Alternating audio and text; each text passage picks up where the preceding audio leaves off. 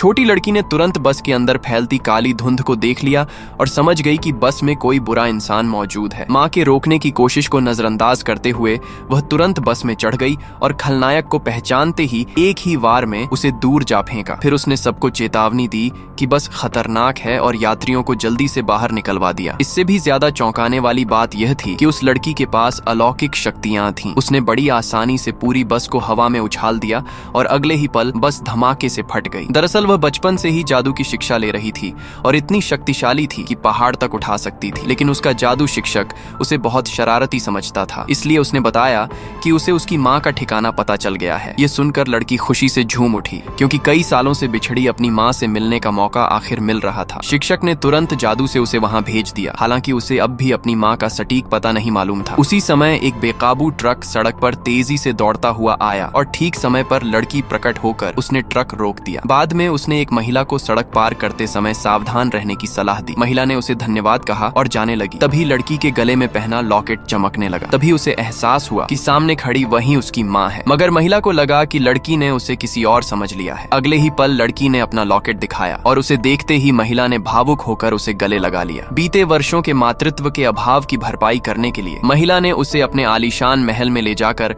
अमीरों जैसी जिंदगी देने का फैसला किया। लेकिन जल्द ही लड़की ने महसूस किया कि उस महल में घनी काली धुंध फैली हुई है, जो परिवार की दौलत को धीरे धीरे खत्म कर रही है। उसने भविष्यवाणी की कि 3 साल के भीतर परिवार कंगाल हो जाएगा, जिससे उसकी माँ और दादा बेहद चिंतित हो गए। तब लड़की ने एक पत्थर खोज निकाला जिससे काली धुंध निकल रही थी, पर दादा ने कहा कि उन्होंने उस पत्थर के लिए $1 करोड़ चुकाए हैं, इसलिए उसमें कोई खराबी नहीं हो सकती। तभी परिवार का बटलर वहां आया और लड़की ने तुरंत महसूस कर लिया कि उसकी नीयत ठीक नहीं है। हालांकि उसने इस पर ज्यादा ध्यान नहीं दिया और केवल दादा से पत्थर को तुरंत हटाने को कहा। लेकिन बटलर साफ तौर पर नहीं चाहता था कि लड़की सफल हो, इसलिए उसने चालाकी से उसे एक तोहफा देने का बहाना बनाया ताकि उसे घर भेज सके। मगर जब लड़की ने वह उपहार खोला तो उसने देखा कि उससे भी वही काली धुंध निकल रही थी।